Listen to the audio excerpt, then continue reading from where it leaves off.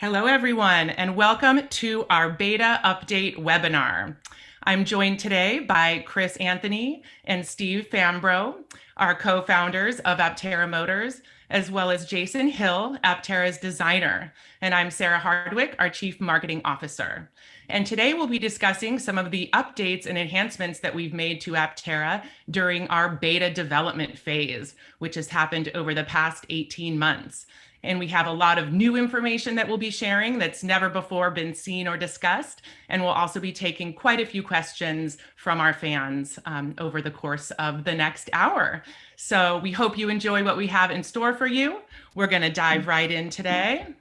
And we're going to talk a little bit about what you'll be seeing. So over the next hour, we have quite a few new features that we're going to talk about in detail.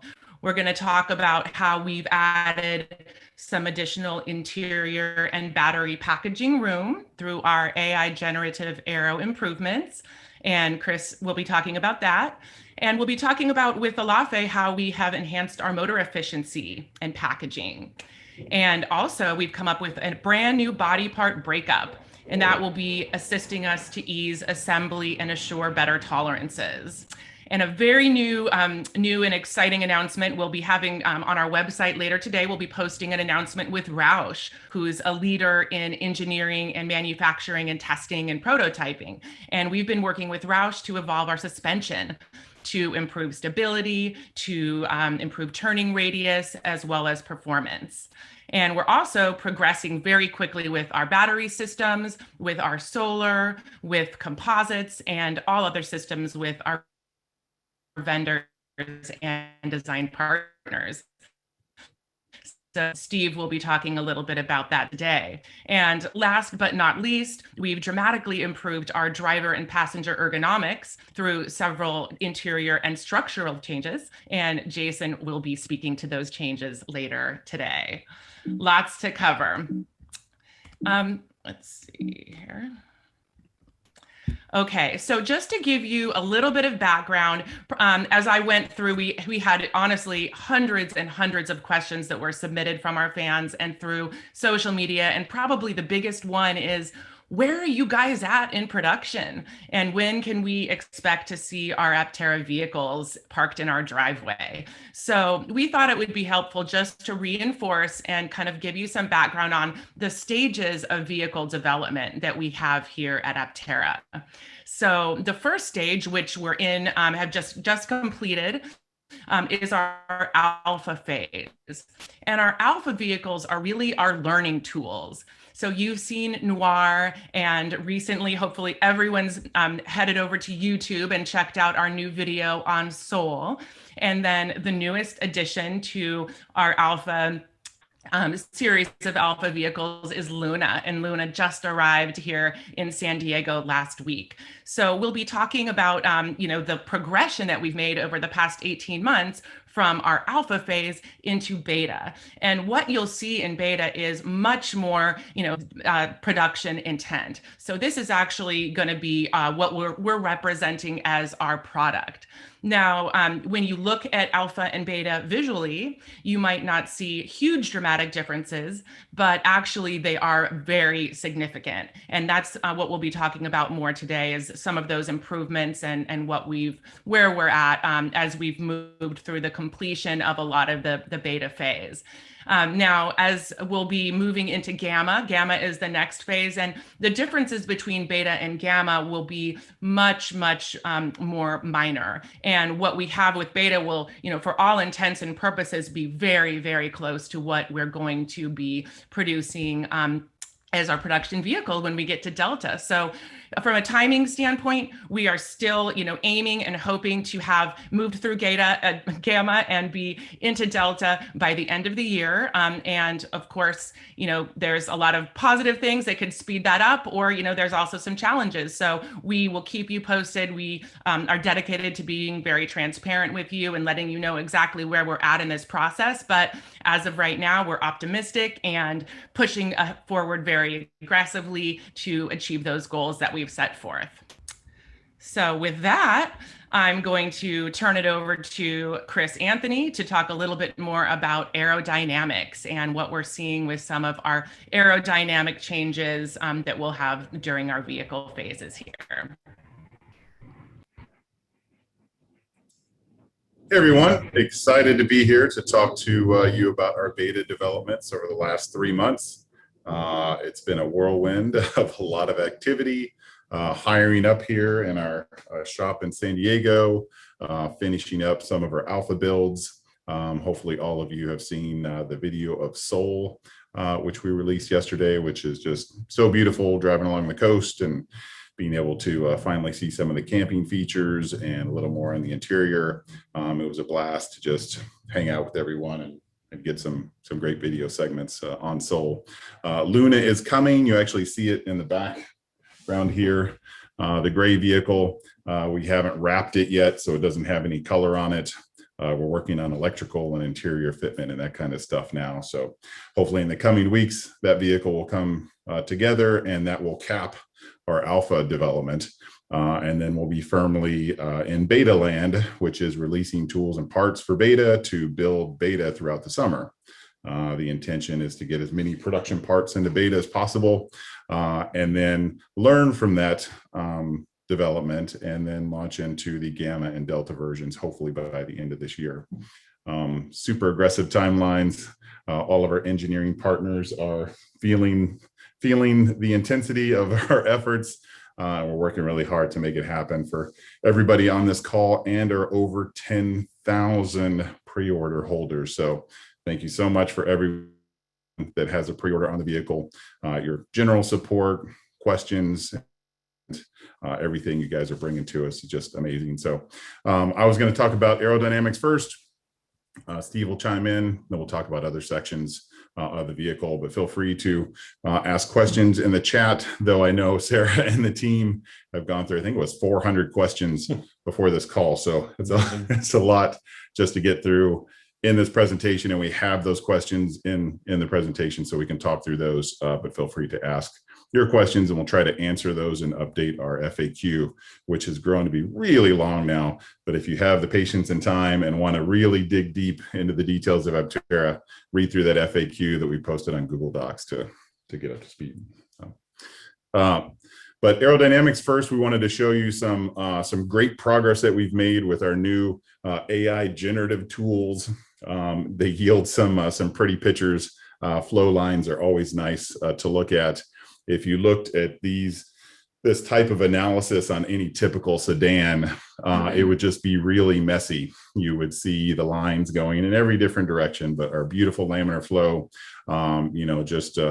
just hugs the vehicle all the way around, and really the only separation you see is on the tail. And I'll actually talk you through why we've improved that as we go through the slides here. Chris, just for clarity, the images that we're going to be showing people are the new beta designs. Yes. So, and we're wrapping those designs up. We've been in beta for a long time.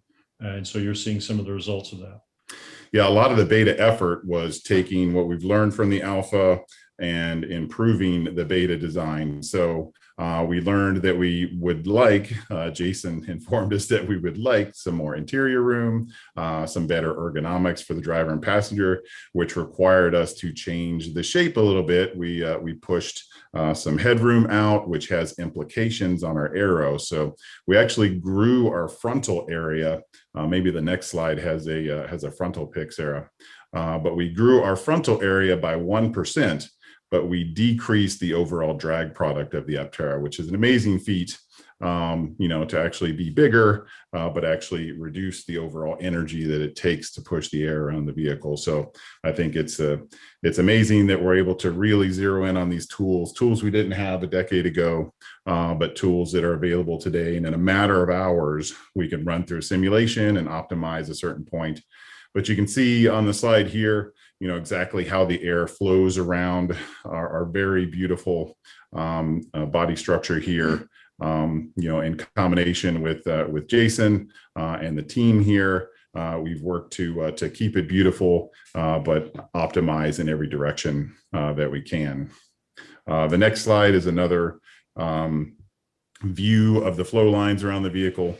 but you can see obviously the foil going through the air. You get high pressure above and below, and we try to keep the air, hugging the vehicle as much as possible through, every inch that it covers on land.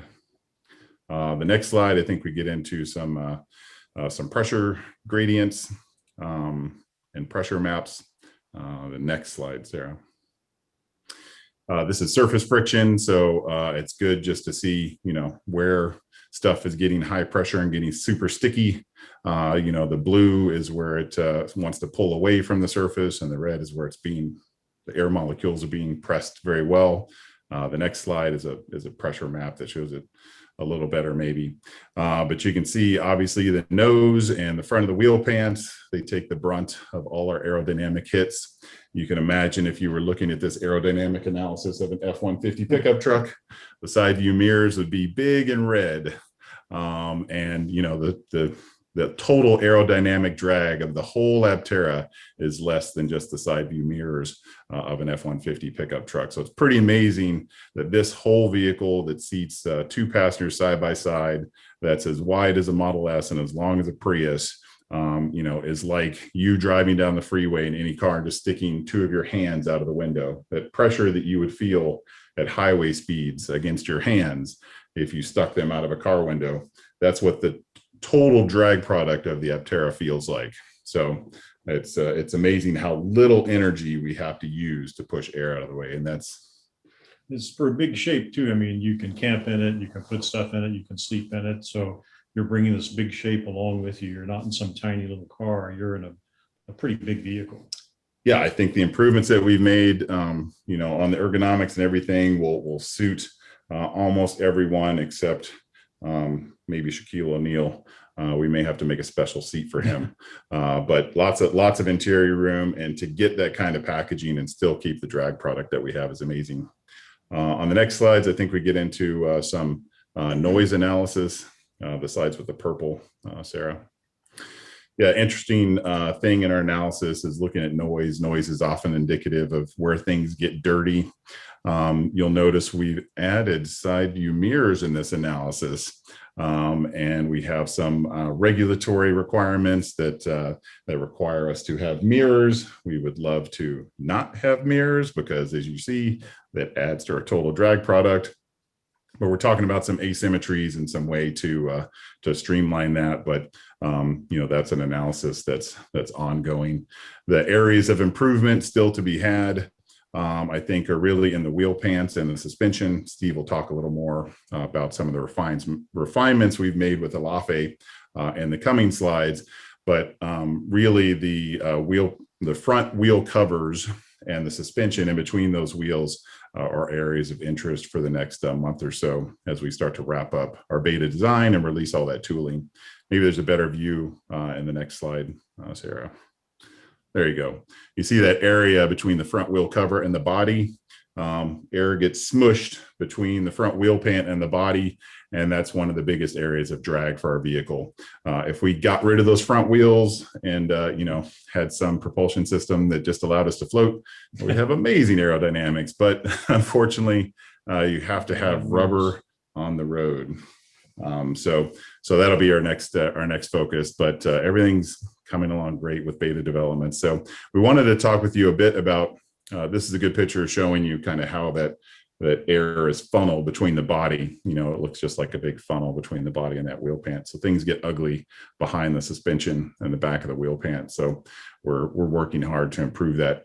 The next slide is. Sorry, even things are ugly, but we're still at a drag coefficient of 0.13. So for us, it's ugly. We want to improve upon that because we see opportunities, but it's comparatively speaking. Comparatively speaking, we are beautiful, but we definitely want to see improvements there. This GIF is an interesting analysis. I don't know if it's actually playing though. I don't see it moving here. I don't think it's moving. I'm sorry, Chris. Doesn't look like it is here, but.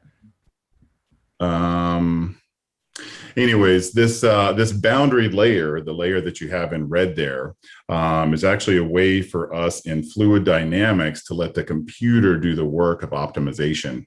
And when we put this model In the computer, we can let the AI generative design take a look at a boundary layer, and it'll say, this is what you should do to make this more aerodynamic. A lot of things that we've done over the last years have been very counterintuitive.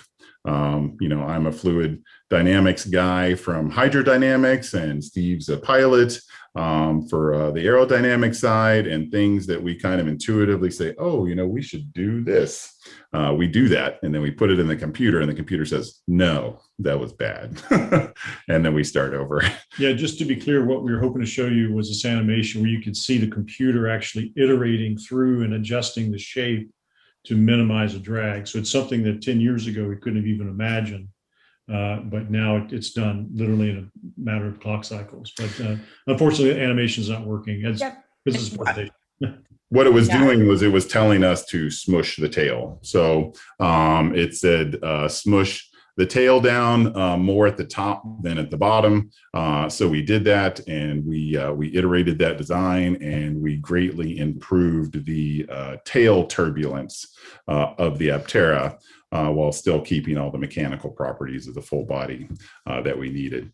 The next slide was another example of the rear wheel skirt, something that was not intuitive to us at first, but that the generative aero design showed us was that the peak that comes down of that rear wheel pant, we thought intuitively, it should cut the air like an airfoil, like an airplane wing.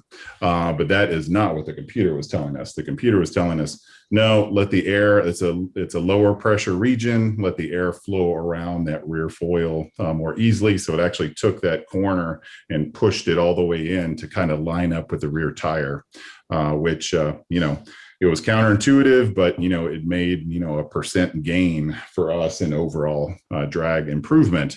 So it was great to see the computer do that work and then go, oh, okay, all right, let's do that, and then we'll retest it, and it worked out well.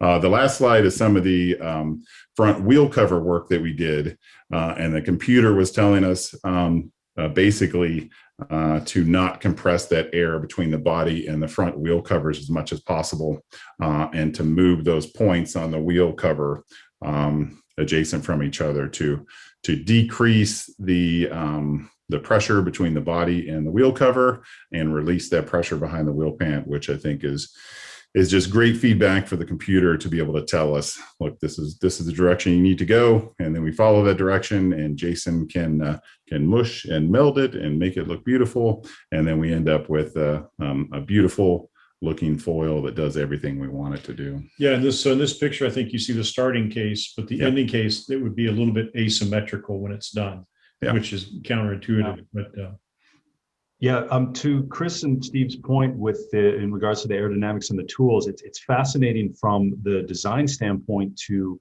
use that AI generative, suggestions and see how close it matches either the intuition or the kind of instinct, let's say, from either an aerodynamic or a shape standpoint. So it's really been a great validation tool and allowed us very quickly to iterate, like Chris said, in a matter of hours. We can present a new model, run it, and find out what worked and what didn't. So we're very close on wrapping up this beta body, and it's an amazing feat from a design standpoint to increase the size and ergonomic functions while decreasing the overall drag product. And we're really pleased with the optimization tools that we'll be able to bring to this. We have to throw a shout out to Jeff Bezos. Thank you for Amazon Web Services. Instead of having to build a computer cluster here that would have cost us tens of thousands of dollars to run these simulations, now we can just upload it to Google's cloud servers, and within a matter of hours we have the results that we need. So it's a great flexible use of compute power that we just didn't have before. So it's great to see that iterate quickly and get the results back quickly. We had some questions we're going to go through. Steve and I can answer, and then Steve was going to talk about some of the drivetrain enhancements. Do you want to ask the question, Great. Sarah? So the first question we have is, Sure. So first question is, so why did you decide to put the rear view cameras on dedicated stocks? Could they not have been embedded in the front wheel covers instead to improve aerodynamics? We've had that conversation and battles internally many times. It seems like, gosh, the front wheel covers would be a great place to have them. They're mostly pointing backwards, but as you turn the vehicle, the wheel covers move. So that makes it more difficult. We did have originally a design for cameras in the body, so everything was flush and conformal with the body. But the problem is you need some digital stitching of the image and some image correction that is a pretty hefty lift on the development and firmware side. And we did not think that within our timeline that we would be able to execute on something like that. So putting the cameras out on stocks, getting them away from the body in a reasonable fashion just seemed to be the best of all options for us right now. Hopefully in the future, we can improve aerodynamics and maybe have the cameras. Yeah, we'll be able to show, I think, the government officials how many tons of CO2 we'd save by pulling the mirrors, deleting the mirrors and just simply having the camera. So we'll be able to show that calculation. Maybe that might help them understand.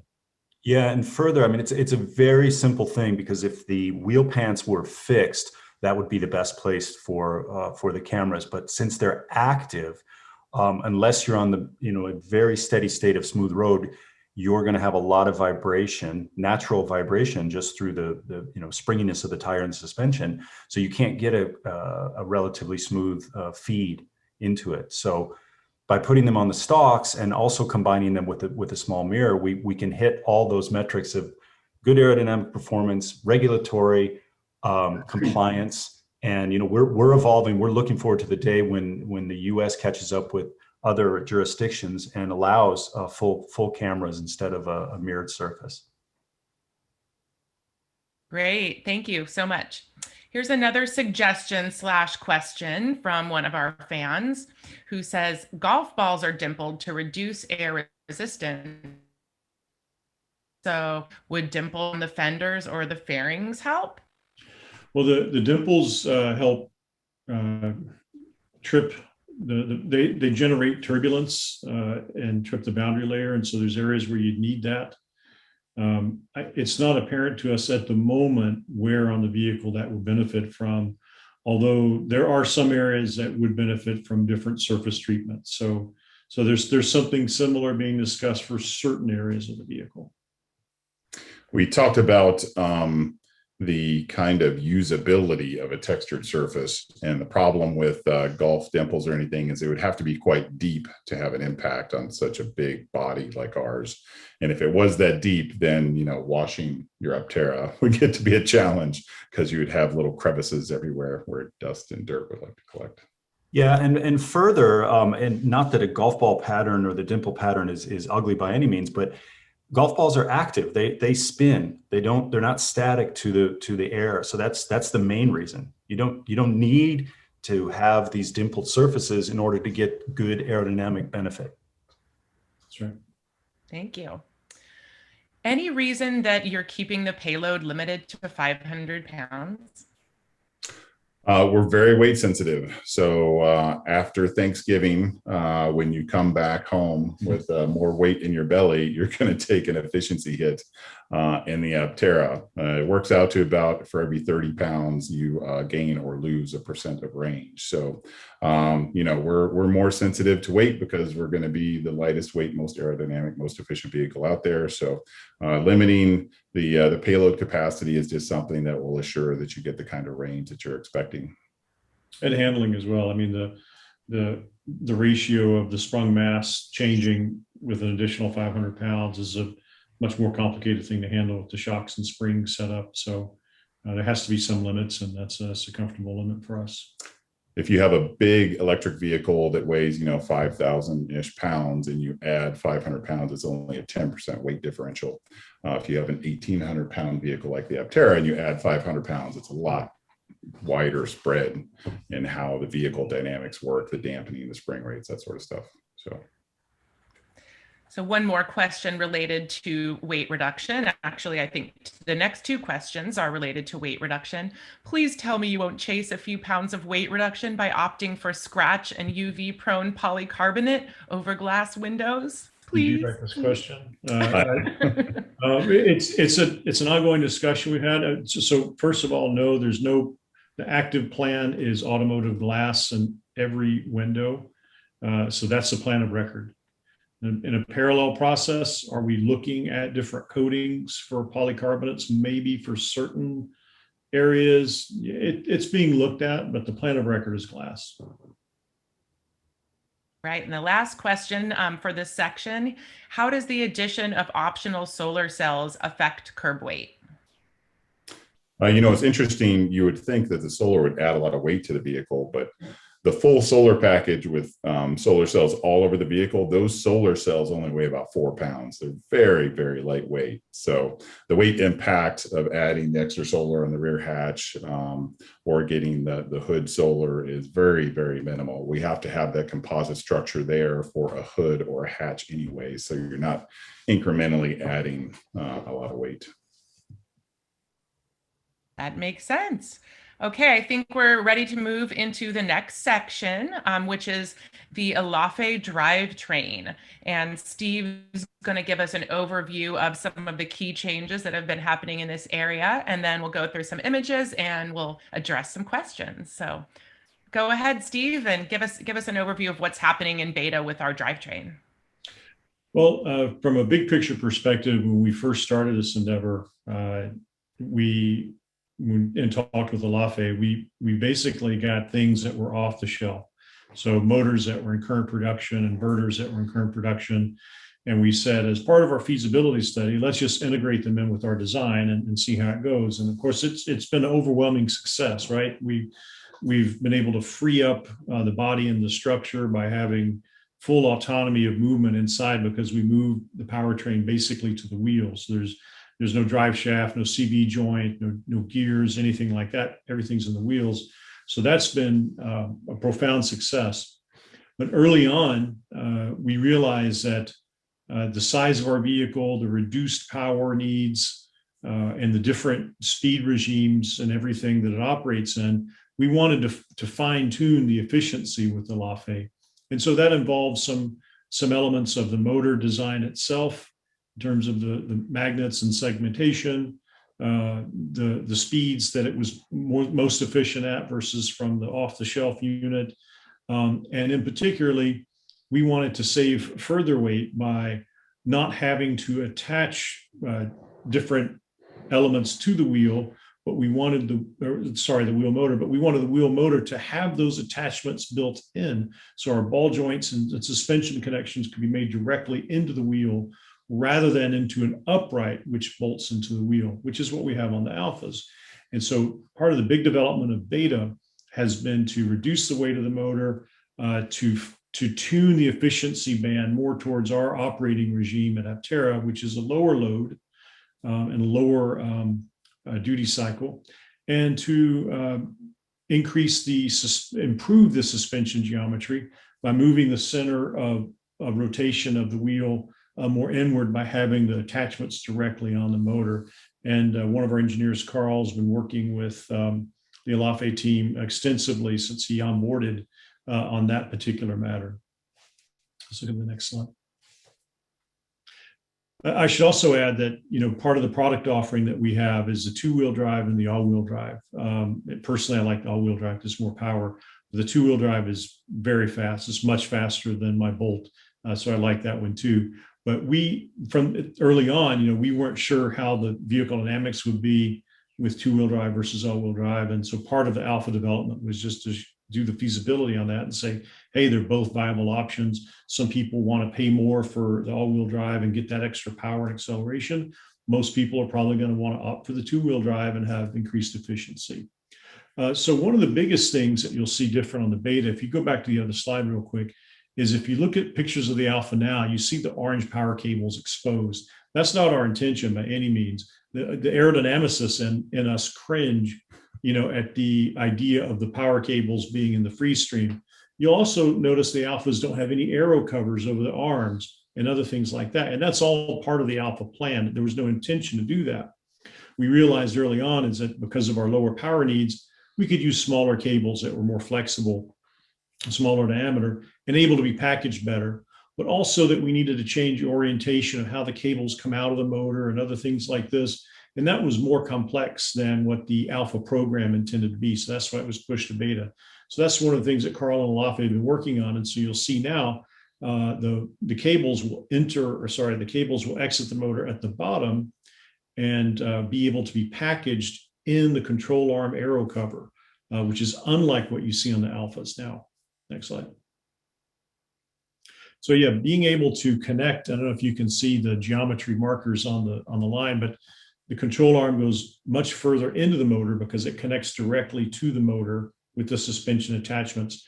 Whereas in the Alphas, it's actually outboard an inch or so because of the upright. So it's improved geometry there. And then can you speak to the rear wheel changes? Yeah, the rear wheel is the same thing, just optimizing the wheel to attach to our swing arm. Lightweighting the rear is even more important than lightweighting the front of the vehicle. So we're spending extra time in our rear suspension development to keep things very nicely packaged and as lightweight as possible. The next slide, I think, shows a bit of the aerodynamic challenges. Yeah, so you can see the improved geometry here. In fact, I think it looks like is that an accurate image? I can't tell. Yeah. Yeah. So we have the AR cover, the arm covers modeled in there, and you can see sort of the range of movement. That's why the ball joint sticking out of the bottom. The next slide shows the upper arm cover a little better.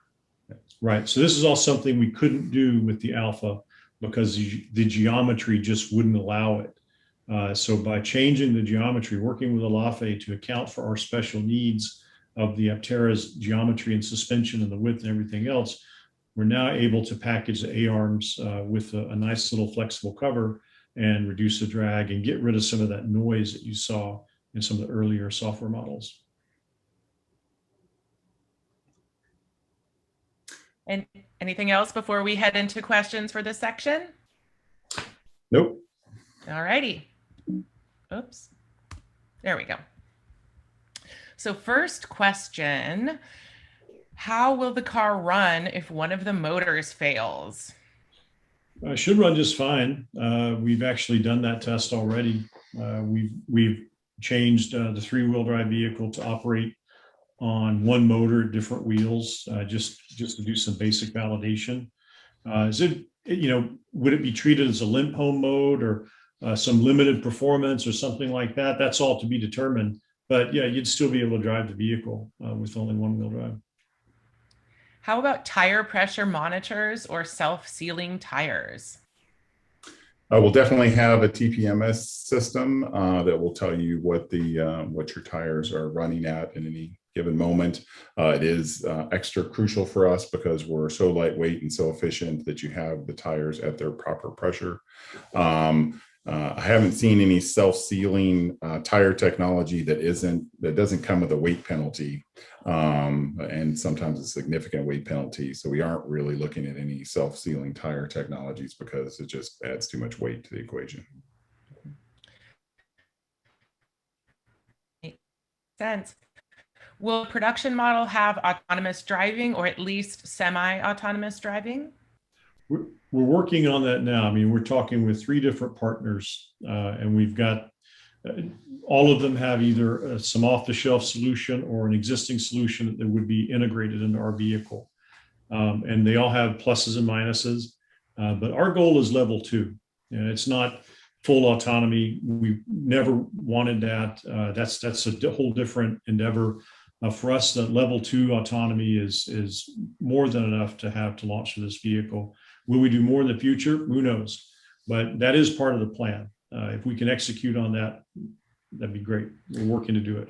The biggest challenge now is a sensor package. There's so many different variants on ADAS and autonomous vehicle controls zeroing in on the right solution for us and moving forward, something that we're actively working on now. Brian has great experience with Andromeda interfaces, and he brings that to us to get us on the road in style. But with 1,000 miles range, it would be great to know that your vehicle has a lot of autonomy. Yeah, the demo that we had last week or two ago here in San Diego was phenomenal. We'd be more than thrilled to have that solution in our vehicle. We have a lot of Teslas here, so we are very familiar with a lot of Teslas and Bolts and every electric vehicle you can imagine almost now. But benchmarking those systems has given us a great affection, especially for lane keep and adaptive cruise control. Thank you. So we have Aptera fans all over the world, and lots of climates that are not so friendly, not as nice as San Diego, certainly, and some weather. So San Diego specifically, salt is a salt air location. So how will the drive chain components perform? How durable will they be in these salty conditions, or even conditions where there may be, roads, snowy conditions with salt on the roads, things like that? How will the drive chain components perform in those circumstances? Our co-founder, Michael Johnson, lives in Corpus Christi, Texas.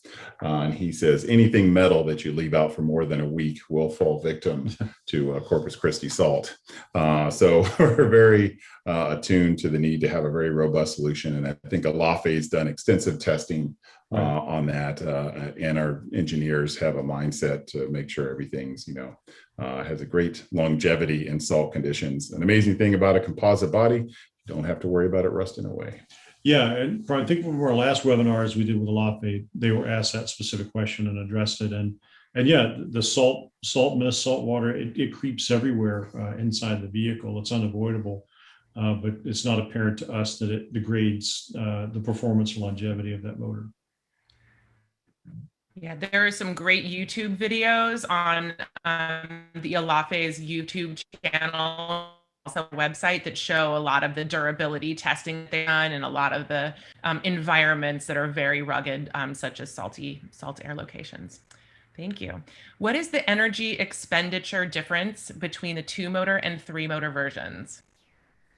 I don't know the number, but it is a difference. It's about 10%. If you wanted to flatline it, there's some nuance to that equation, but the 3-wheel drive uses about 10% more energy than the 2-wheel drive version. So all-wheel drive gets you more power, gets you great torque vectoring between the front and the rear. So, if you live in snowy, icy climates, it may be, that you just really want all-wheel drive. But the most efficient drive package is the front-wheel drive. It's about 10%. Yeah, and that's without any optimization at the moment. So, for example, one could imagine, selectively turning off the rear motor and making sure, reducing back EMF or whatever, so there's no parasitic losses. We haven't even begun that development yet. So the 10% number is just as it is right now. Yeah, if you use all wheels equally for power.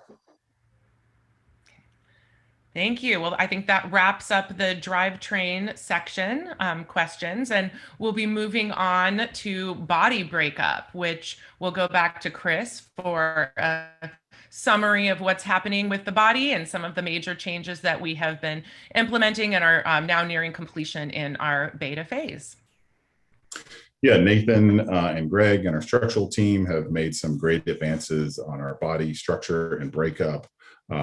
Even stronger, even easier to build, but it is a bit different than how the alphas came together. And I think we can kind of quickly go through the 3 different slides that Sarah has here. And you can see the tub, and then the tub gets a rear closeout to close out the rear storage area and give you lots of nice storage. The rear storage area is actually dropped a few inches too, so we have more internal storage.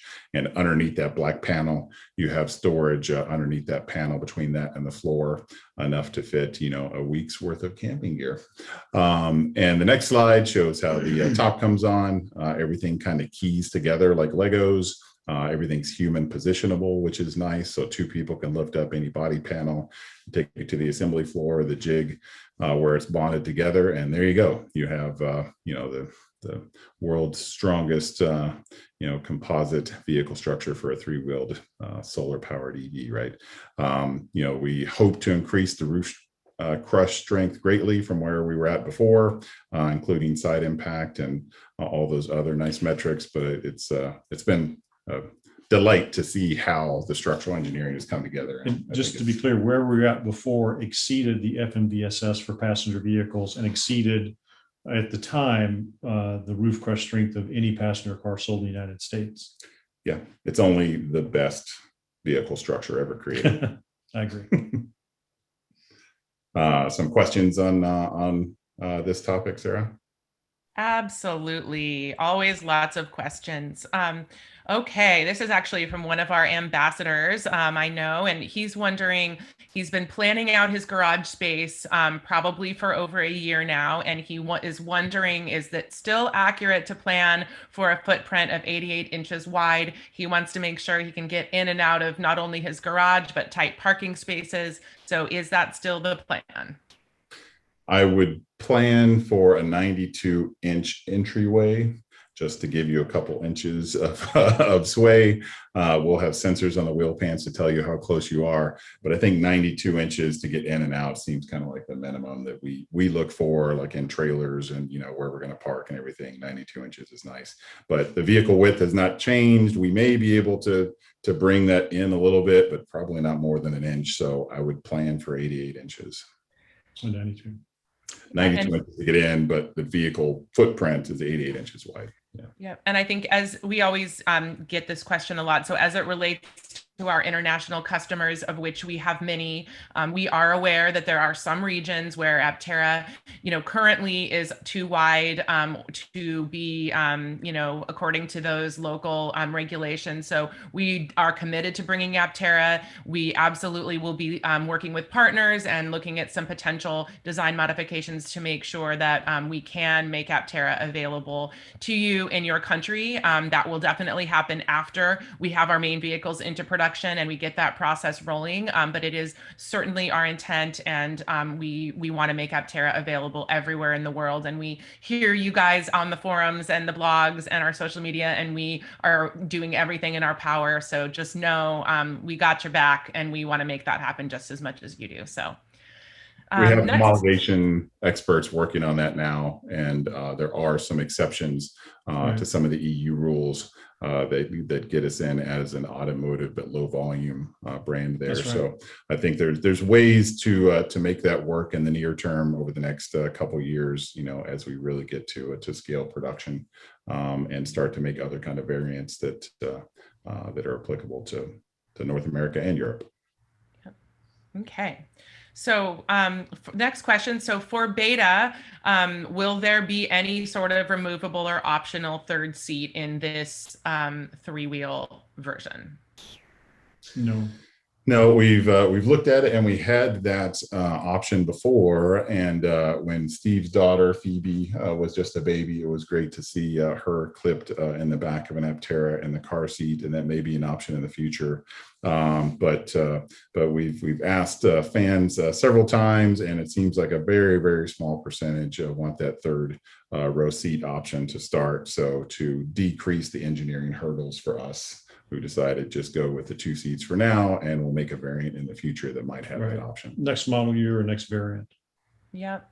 Yeah, our goal, as you all know, is to create a fleet of solar electric vehicles, and there'll be many other versions and many other types of vehicles with more seats, more wheels, most likely in the future. So never fear. Okay, I'm concerned about corrosion resistance. What's planned for the attachment points that are embedded into the main body structure, the composite portion? That's a good question. Yeah, we've done a lot of testing on different hard point strategies and corrosion studies and pre-treatments for how we do that, and nothing seems to be an issue with corrosion in those materials. Once they're embedded in the composite, they're there for life. We're talking about different materials in the suspension that can obviously stand up to generational use of the Aptera. So that's our goal, is to have a very long-lasting vehicle that can stand up to salt, that can stand up to rain and ice and mud and anything you want to throw at it, and something you can pass down to your grandchildren at some point. Yeah, it's not a simple issue. I mean, there's material science, of course, involved, and work that's being done on that to make sure that you're going to be able to have that long life cycle out of the vehicle. But yeah, those things are being addressed. Speaking of things, elements to withstand, how about strong gusts of wind? So will the Scarab style doors be able to withstand strong gusts of wind without frame damage? Better be. Yeah, we'll talk about our new engineering relationship in the next slide, but we've actually been working with Roush Engineering on the door systems. And it's a question that's come up as we've been working on the upper and lower door hinge and the strut strategy, how to, in traditional automotive terms, have good wind resistance with our doors. It's actually easier for us with our Scarab style doors than a typical passenger door, because typical passenger door opens flat. So you got a lot of area for the wind to hit that door and push against the hinge. If you have a door with some tilt, it's going to move the air around it. So even if you take a lot of gusts, it's not nearly the pressure pushing against that door as you would have in a typical automotive. And the attachment points are wider too. So that makes the loads much less into the vehicle. Yeah. Correct. Okay, great. Moving on, Chris mentioned Roush, and as I said earlier, stay tuned or head over to our website later today, where you'll see a press release that we'll be putting out announcing a relationship that we have with Roush. We're very proud and excited to bring them on board as one of our key collaborators in this process. So Chris, maybe you can give us some background on what's been done and some of the key changes. I know this is a major area of focus for us that we have really made a lot of enhancement to in our beta phase. Yeah, I'll try to make it quick too, because I see we're taking a lot of time. An hour runs quickly. But Roush has a storied history in performance engineering and race. They've done a lot of great things over the years with Ford and other big automotive brands. They have come in and they've really helped us with a world of part supply knowledge and how to get our vehicle suspension ready for production. We have some animations of some of the work they've done with their Adams models to tell us how our suspension will perform in on-road conditions. The first one is our turning radius. Improving our turning radius has a lot to do with, how your suspension is positioned, and our in-wheel motors have some unique challenges. So getting that right has taken some effort, but we've improved the turning radius and then moved on to other suspension efforts. We'll see if Sarah can. I'm going to see if I can, and we'll just for everyone, all 632 of you, thank you for joining us today. We're going to be sending out this deck that will have the animations that we discussed in it. We're having a tiny little technical issue, but we'll make sure that you guys get this deck so you can see all these videos and things like that. But hopefully this will come through okay. This is what Chris was describing here. Scrub is important between the inside tire and outside tire, and how your suspension is set up makes all the difference, and kind of parking lot feel. So looking at alpha and beta. Yes. Yeah. So you can see that the beta improvements in beta are the improved turning radius, which is visually apparent there. The next slide is talking about some aggressive lane change scenarios. Where this was actually an analysis done at 75 miles an hour. But if you guys saw our track video where we went out to the Verona Raceway, we did some very basic lane change scenarios at 45 miles an hour. And we were seeing some wheel lift on that. Working with Roush, We've really cleaned things up. We've added a sway bar, which gives us added stability. We had hoped we wouldn't have to add a sway bar because it is extra weight, but it makes a world of difference in how the vehicle handles. So at 75 miles an hour, to be able to aggressively get out of the lane and back into the lane, I think it looks beautiful. And absolutely no wheel lift either. Yep, absolutely no wheel lift. The next scenario was a similar view to the last one, but just to show you kind of the kinematics of how that works. Staying center line in your lane, and then having to move out of that lane because there's a deer there, or there's a moose or something else, some ladder that got dropped on a California freeway, and you got to get out of the way and back in the lane. But I think that one plays too. Anyways, it was kind of the same simulation. But questions on this? Sure. Do you want to talk any more about the performance on the track? I know we've taken now both Noir and Soul out to the track, our alpha vehicles, to validate a lot of the design work that has been done in beta. So can you give us any updates or anything you want to share on that? I think in general, Matt and Dan and the team have been doing just great work getting the vehicles out on the track and proving them out. I think the general consensus amongst the team is that the vehicle feels very well grounded.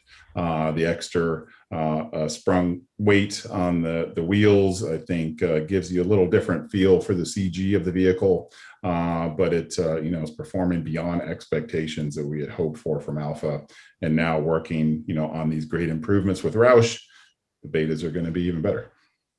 Yeah, I mean, what we've seen with Alpha really raised no flags, but we were already well underway with the beta development by time we were getting those data. And so when we go back out to the track with the beta vehicles, it's going to be to Buttonwillow and other more performance-oriented venues.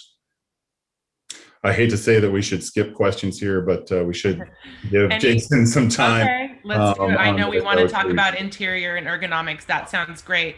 But like you said, we will try to get some answers out to these in our FAQ, and we'll be sharing them in social too. So thank you for all of them. We've got one more little section here, and I know it's a short one. I think Steve's going to talk a little bit about batteries. Steve, anything key or new that you want to share? Yeah, I'll be quick, just out of respect for Jason's time. So one of the big innovations that we have in our battery module is that we don't have this printed circuit board that you see right here. This was early on, even almost pre-alpha. It's a flex circuit, and that's not necessarily the innovation itself. Of course, the flex circuit is great because our battery system management system is now distributed through the pack on the flex circuit. The real innovation is how that flex circuit attaches to the cells. And the bonding time is about, it's a factor of 5 or so faster than traditional modern EV manufacturers. So what that means for Aptera is that we need fewer machines and we'll have faster throughput in terms of our pack production. So that's a real boon to us. That's going to improve the quality and also improve the throughput, but reduce capital costs because we need less machines to make the batteries. It was taking us about 3 minutes to wire bond our first modules. Now it's taking us like 40 seconds. So great improvements, throughput. Cool. Anything else on solar or electrical you want to address, Steve? I'd say we're making great progress with the high voltage conversion. We've got a team working on that project for a while. And so it's going to be our own power electronics that feed from the cells directly into the high voltage pack with the minimum number of step ups and downs. So that's a real innovation as well. Great. Yeah, lots to talk about. This is exciting stuff. Any questions you want to address? Any key questions on this battery section here that you see related to, battery life post sundown, or, active versus passive? Anything you think would be, if you can pick 1 or 2 questions, maybe we'll go through. Yeah, I'd say the battery pack cooling is sort of a hybrid cooling. There is a coolant channel, but it's not actively refrigerated, doesn't need to be. But that heat is shared or generated through a variety of systems in the vehicle as needed. Okay. And then as far as being modular or, upgrading, is that still being determined by our team? Yeah, I mean, there's nothing that I can say right now in beta about how that will go in the future. Obviously, those are important things. Everybody asks about them. We're mindful of them, but I don't have anything new to report. Okay. Okay.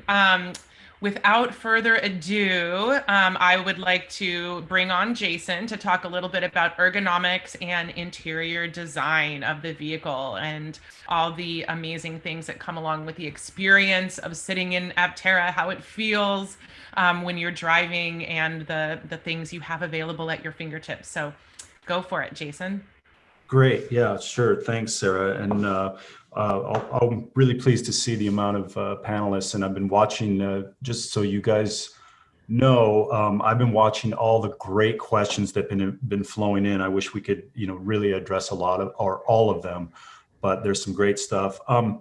Basically, from a high level, we started over a year ago knowing that we were going to move to beyond the alphas. We pursued the alpha program to validate and update the ethos and the design philosophy of Aptera as a company and as a product.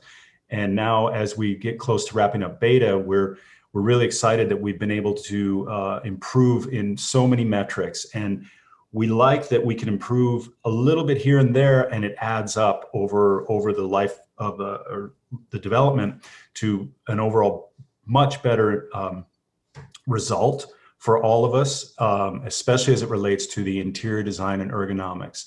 We could make a lot of compromises as humans in such as getting in and out of the vehicle, but at a certain point, you've got to make it really, really the best experience for the user, for the operator. So knowing we had such a task, the results from beta are kind of summed up in the following way. We've improved the ingress egress. We've moved the H point, which is basically the automotive term for where your hips rest. We moved the H point to an optimal location. We've increased the headroom in both, let's call it the up direction and the out direction. So your basic feeling from sitting in the cabin of beta versus alpha is overall better. We don't have a big vehicle. We have a nice, comfortable cabin. But we've done such a good job, I would say, to improve and learn from the teachings of alpha and express them in beta.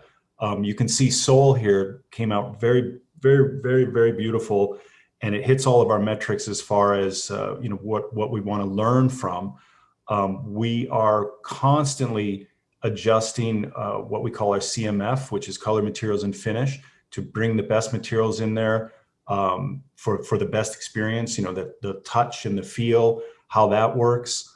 Our seats are being developed to be as strong as possible and lightweight as possible, and matching all the ergonomics needs of human figures. Our UX, our UI UX has gone through a revision and an update. We look forward to really sharing like a clean, intuitive, and fantastic UI UX for that. And what else? I think that kind of hits the main points. If there's some specific questions, Sarah, or we can go back to the list. There sure are. I love that picture. She looks like she's having so much fun in there driving. All right. Yes, we definitely have some questions. And one thing I think is so cool, Jason, is, we've been looking at renders for our vehicles for so many months. And when you look at the photo that's behind you and the one we just looked at, I mean, it is exactly like the renders that we have been producing. And I think it's really cool to see that it, just that ability to, look at side by side. It's really impressive. So good job. Question. Now, will the seats be ergonomically designed to support the curves of the back? Yes, of course. Yes. Naturally so. Okay. How about headrest? Any of the following questions that you'd like to address, feel free. Sure. Alpha seats, which form the basis for our beta seats, but alpha seats already have that headrest proportion, or the proportion of the seat for the headrest protection is already there. What it doesn't have in a traditional automotive sense is an adjustable headrest. So we kind of went to the place where it needs to be to protect the most amount of people. Mm-hmm. Makes sense. How about airbags? Do we have any information on that? Maybe that might be a Chris question. We're working with several different partners on airbag solutions. It comes with kind of a parts bin solution, so hopefully we'll have an agreement soon that has a giant trickle down to all kinds of things that we're engineering for Aptera. But we don't have something firm yet, but hopefully soon. Excellent. How about wipers, Jason? We expect to have a normal interface where you turn them on, turn them off. We're also looking at the auto sensor as, you know, kind of a standard way to do that. That is part and parcel. I saw a question in the from the attendees. UI UX is user interface and user experience. So all of those things, how you interface with the vehicle and what's your experience when you're using the vehicle, and wiper control technology is part of that.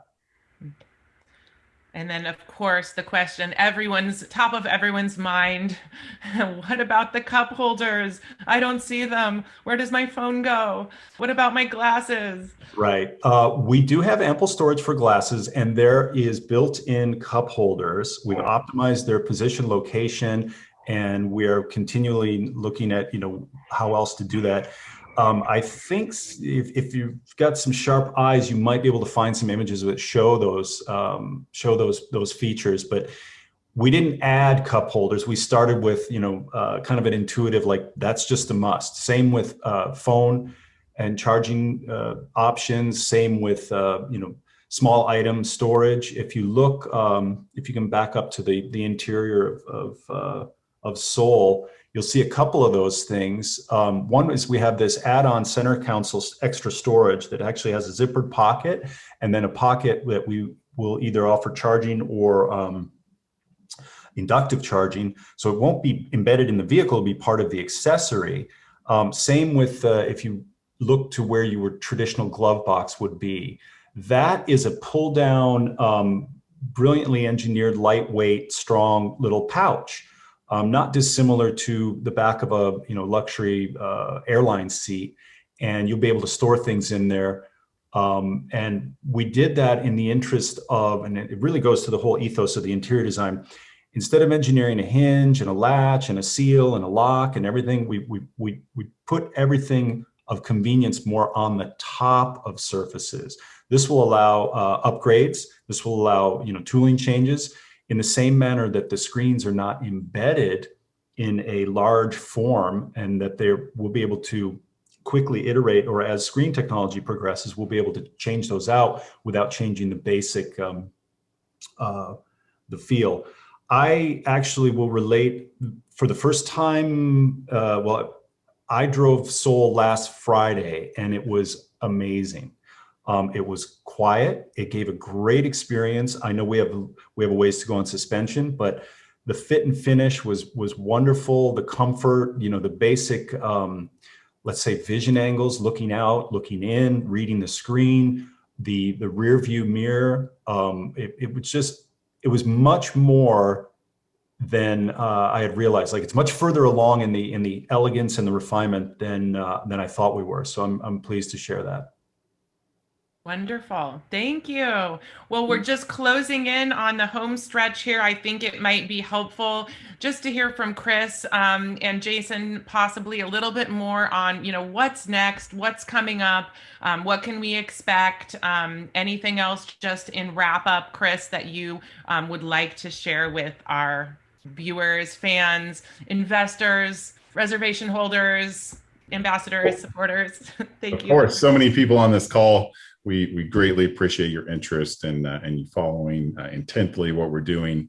Steve had to go and attend a California Air Resources Board meeting. So hopefully things are progressing nicely, both at a state level and a federal level, to make sure we achieve our, you know, environmental responsibility goals over the next decade.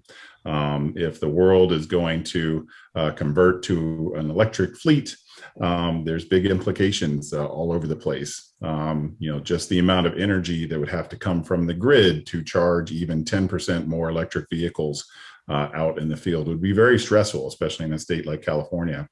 Wouldn't it be great if you had an electric vehicle technology that people could drive every day, but something that didn't tax the grid?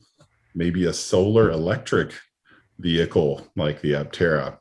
If you take the power from the sun, you're not taking it from the grid. So we think that's an amazing attribute that will hopefully help garner us support from the federal and the state level. Some great things happening on tax incentives and the like, which I think people will be really excited about. With our base vehicle only being $25,900, those tax credits look mighty fine to get more people into Aptera. So that's a great thing. What's next for us is really progressing and putting a pin in the beta design. We've already started to release tooling for the beta builds, and we'll work on that throughout the summer, and hopefully be validating and testing those towards the end of summer, maybe into Q3. And then the idea is to take that knowledge and roll that knowledge into Gamma and Delta designs, which would hopefully be production intent by the end of the year. That obviously takes a lot of cooperation between our design partners and vendors, especially on the supply chain side. As all of you are probably aware, COVID has made for some interesting challenges, both on the internal resources, hiring people and getting people to Southern California from wherever they are, and on the materials front. Some just weird little things that I would have never thought would be a frustration for us. Metal to coat our battery management system boards, was delayed 6 weeks because of supply chain challenges. Some parts that we're trying to order for beta development. We were working with some partners in India on a few parts, and they've been, basically shut down the last few months. So the challenges are there, but we're still marching headlong into a great production plan. Monroe has been instrumental in helping us craft a great facilities plan and a production analysis of how the beta design is coming together. So it's been great to have Sandy and the Monroe's team's help as we analyzed alpha and then took knowledge and feedback from Monroe and put that into beta. So things like the body changes just get easier to assemble in a manufacturing environment. And they've done such great work for such big companies. We have infinite faith that they will really help us refine and fine tune our production methods. We're still looking for that perfect production property, and hopefully we'll be in a much bigger space soon to start doing a lot of that development work that just takes a lot of space. We've also been working hard on getting our next round of fundraising started. We're hoping to send out any moment now some information on how that round will start, and get you guys in to see what our new offering is about and how we're going to scale from here into a much bigger company over the next few years. We added Janice Burlingame to the team.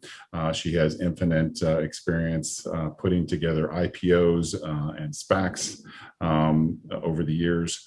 And she's just a great addition to the team as we start to plan for the future. So I don't know if we have any bigger overall questions, Sarah, but if there's anything that's really urgent, Jason and I or you could take a crack at it and then sign off. Yeah, I think we're good. I think we have lots of questions, and as I said, we'll try to address as many of those as we can through our communications over the next week or two. We'll add them to our FAQ. We'll do some social posts. You're always welcome also to email us info@aptera.us with anything specific. We love hearing from you guys. It's very encouraging. We're working really hard and very long days and late nights, the entire team, and it helps a lot to know that you guys are all there, supporting us and thinking of us and giving us ideas. And we're just really thankful for that. So look forward to keeping you updated. Look forward to, keeping you posted on all the exciting news and announcements over the next couple weeks. So please check our website and, stay updated with us. And we will look forward to talking to everyone again soon. We'll be doing a lot more of these webinars up ahead as we get further. So thank you all so much for joining us. And we really appreciate it. We'll go ahead and sign off. Thank you, everybody. Great stuff.